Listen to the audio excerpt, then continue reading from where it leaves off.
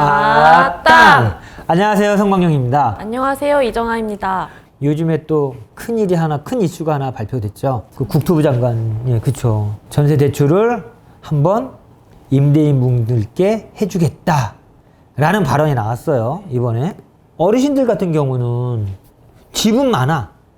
집은 많은데 소득이 없잖아요. 어? 소득이 없어. 그런데 이 집을 가지고 대출을 받으려고 그러면 대출을 안 해줘요. 근데 요즘에 이제 그 전세 가격이 떨어지면서 그거를 이렇게 커버를 해줘야 되는데 그거를 할 수가 있는 방법이 없다고. 왜? 수익이 없으니까 DSR에 다 걸리는 거예요. 근데 이번에 이제 국토부 장관님께서 그 퇴거 자금을 뭐 대출을 해주겠다. 뭐라고 이제 발언을 했는데 이거는 조금 더 논의를 해보고 뭐 이렇게 절차를 거쳐봐야겠지만 되게 긍정적인 것 같아요. 요즘 또 터지고 있는 문제가 역전세난 때문에 그러니까 선량하게 전세를 주고 있는 사람들마저도 이제 전세 금액이 조금만 늦게 돌려준다고 하면 전세 사기꾼으로 몰리고 있어요. 예. 전세가 2억이에요. 빌라를 예를 들어서 빌라가 2억인데 이게 이제 요즘에 가격이 빠지다 보니까 뭐 1억 7천, 8천 정도 됐어요. 그러면 세입자분들이 보통은 제가 집을 나간다고 하면, 저는 그랬던 것 같아요. 저도 뭐 전세 살고 월세 살고 했으니까.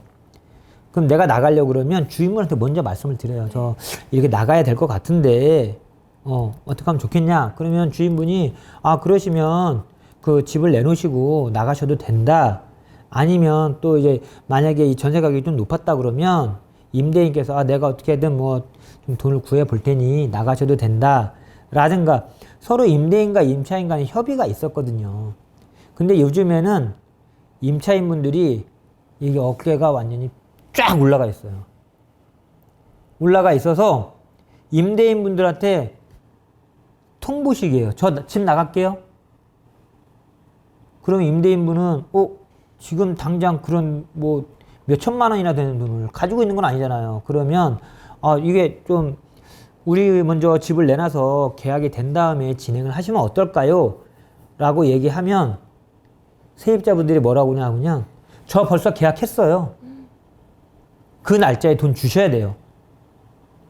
안 그러면 뭐라고 그럴 것 같아요? 전세 사기로. 네, 전세 사기로 고소할 거예요. 요즘에 이래요. 그냥 뻑 하면 법이에요. 그리고 그러니까 계약 기간이 아직 한 달이나 두 달 남았어. 근데 집주인이 조금 난감해한다. 이거 이상한데? 그럼 내가 뭐부터 알아봐야 되지? 해가지고 벌써 전세 사기에 대한 대처법들을 다 알아보고 있어요.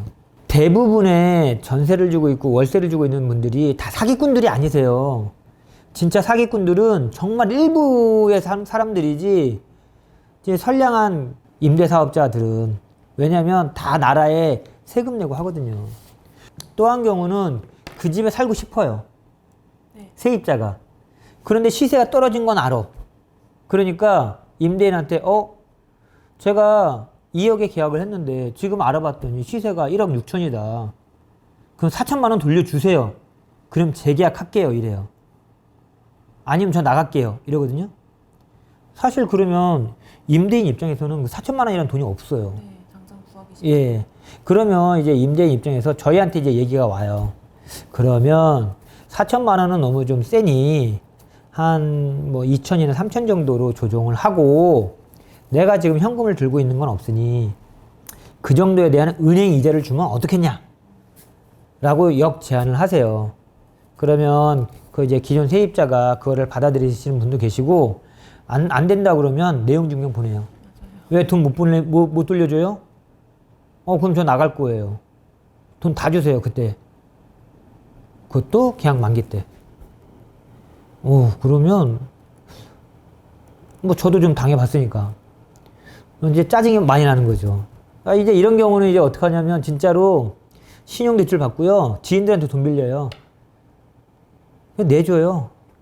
근데 이런 게 쌓이면, 저도 세입자를 생각해서 계약할 때 많이 이제 양보해주고, 사실 세입자분들이 들어오면서 뭐 이런 거 해주세요, 저런 거 해주세요, 이건 좀 아닌 것 같습니다 라고 하면 다 해주거든요. 네. 해주기 싫은 거예요.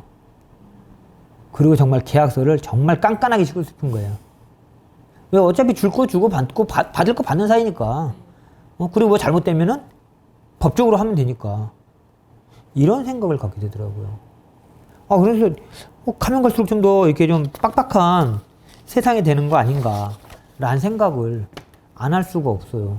참 이게 우리나라 전세제도가 다른 나라에 비해서 참 서로의 신뢰도 때문에 지금까지 잘 해왔고, 또 사회적인 뭐랄까 이 관습이나 이런 이제 생각 이런 게 전세라는 거에 대해서는 많은 의견들이 분분하긴 했지만 그래도 계속 발전을 해오고 있었고요. 또 중요한 건 매매로 가기 전에, 내 집을 마련하기 전에 사다리 같은 역할을 했단 말이죠. 근데 뭐 혹자들은 이제 전세를 없애는 게 맞겠다라고 말씀하시는 분도 많은데, 뭐 제 의견은 만약에 전세 없애면 정말로 월세 가격이 되게 많이 올라갈 거라고 봐요. 그리고 이제 뭐 렌트 개념도 나올 거고, 렌트 말고도 또 이상한 개념이 뭐 이렇게 많이 나올 것 같아요. 그러면서 좀 더 서민들이 힘들어지지 않을까. 사실 집을 가지고 있다든가 아니면 위에 있는 사람들은 그닥 어렵지 않을 것 같아요. 왜냐하면 그냥 월세로 돌리면 되거든요. 대출 받아서.